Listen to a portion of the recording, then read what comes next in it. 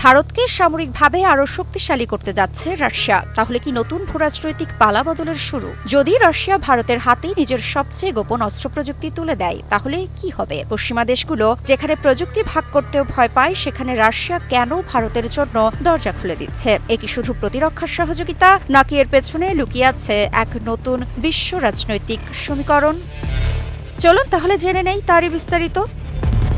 Russia এবার এমন এক প্রস্তাব দিয়েছে যা হয়তো ভারতের প্রতিরক্ষা ইতিহাসে মোড় ঘুরিয়ে দিতে পারে। প্রেসিডেন্ট ভ্লাদিমির পুতিনের আসন্ন ভারত সফরের আগেই মস্কো জানিয়েছে তারা দিল্লিকে দিতে চায় নিজেদের সবচেয়ে উন্নত পঞ্চম প্রজন্মের stealth fighter jet Su-57 Felon. কিন্তু শুধু যুদ্ধবিমান নয়, রাশিয়া এবার ভারতকে দিচ্ছে প্রযুক্তিতে সীমাহীন প্রবেশাধিকারও। মানে শুধু কেনা নয়, তৈরি করাও ভারতের মাটিতে।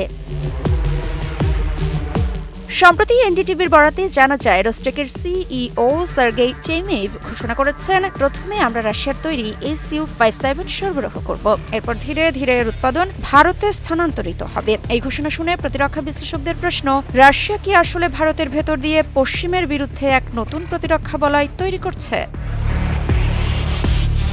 শুধু Su-57 নয়, এনডিটিভির প্রতিবেদন বলছে ভারতকে দেওয়া হতে পারে একক ইঞ্জিনের স্টেলথ ফাইটার Su-75 সেসমাতেও। এর মানে ভারত পেতে যাচ্ছে এমন এক ক্ষমতা যা আগে কোনো দেশকেই দেয়নি রাশিয়া। চেমেজভের ভাষায়, ভারতের যে কোনো প্রযুক্তিগত চাওয়াই আমাদের কাছে সম্পূর্ণ গ্রহণযোগ্য। তিনি মনে করিয়ে দেন রাশিয়া ভারতের দীর্ঘ সম্পর্কের কথা। নিষেধাজ্ঞার সময়ও আমরা ভারতের পাশে ছিলাম, তার নিরাপত্তা নিশ্চিত করেছি, আজও সেই নীতি বহাল।